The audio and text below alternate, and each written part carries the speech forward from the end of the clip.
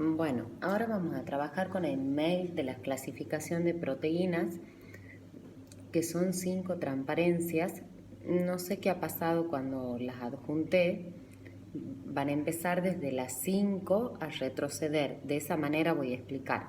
Bien, vemos el primer cuadrito que se clasifican. La primera clasificación que surge en las proteínas es de acuerdo a su origen, en nativas y derivadas. Bien, nativas significa que se encuentran o existen en la naturaleza. Bien, y derivadas, que son modificadas por el hombre o surgen por hidrólisis de proteínas nativas. Bien, como productos de esas hidrólisis se dan lugar a proteasas, peptonas, polipéptidos. Puedo llegar a tener oligopéptidos o aminoácidos.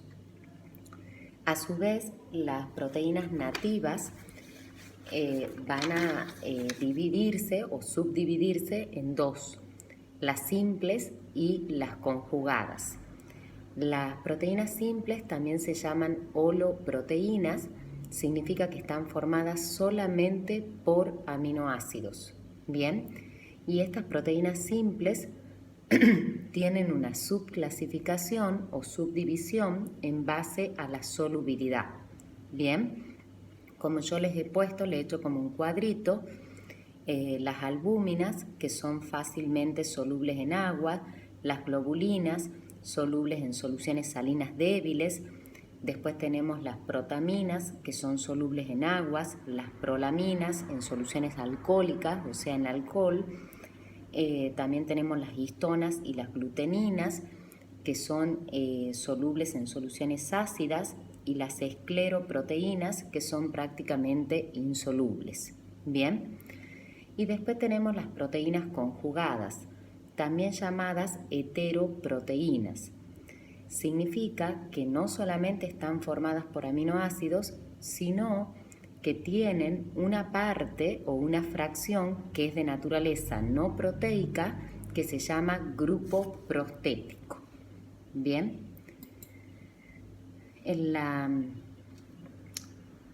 yo les puse ahí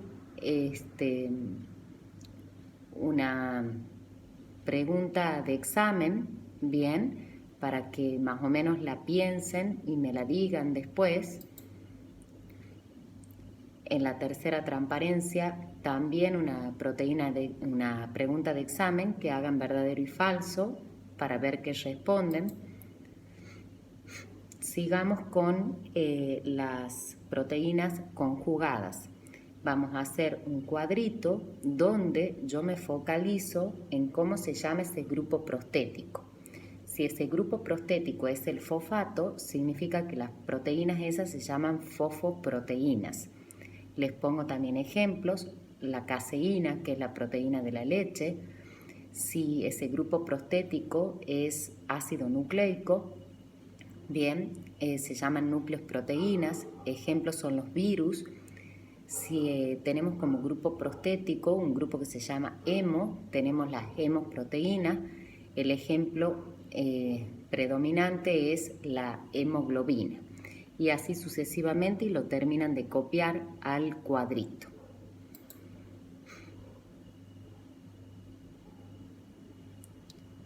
Después, si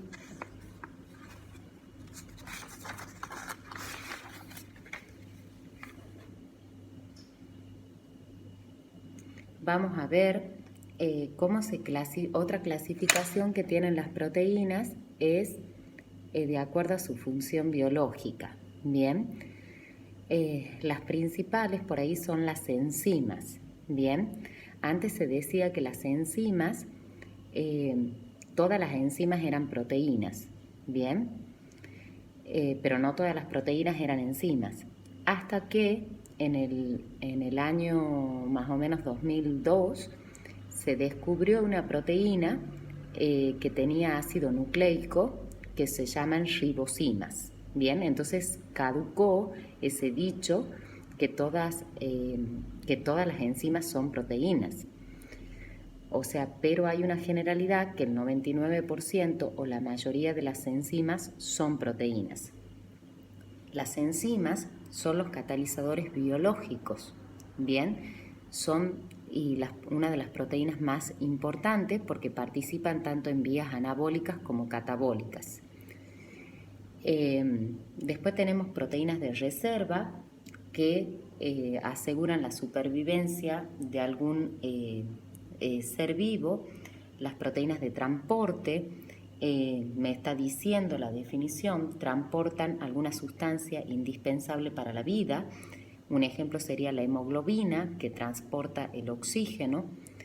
Las proteínas contráctiles, que participan en la contracción. Eso deben haber visto en biología, de los músculos, de los cilios, de los flagelos, que son la miosina y la actina. También están las proteínas protectoras, que son los anticuerpos, ¿bien? Después están las hormonas, que regulan el funcionamiento del organismo. Un ejemplo sería la insulina. Y proteínas estructurales, que forman estructuras celulares o cumplen partes de protección, alguna función de protección. Por ejemplo, el colágeno, la elastina, la queratina. Bien, eso sería en base a la clasificación de la función biológica.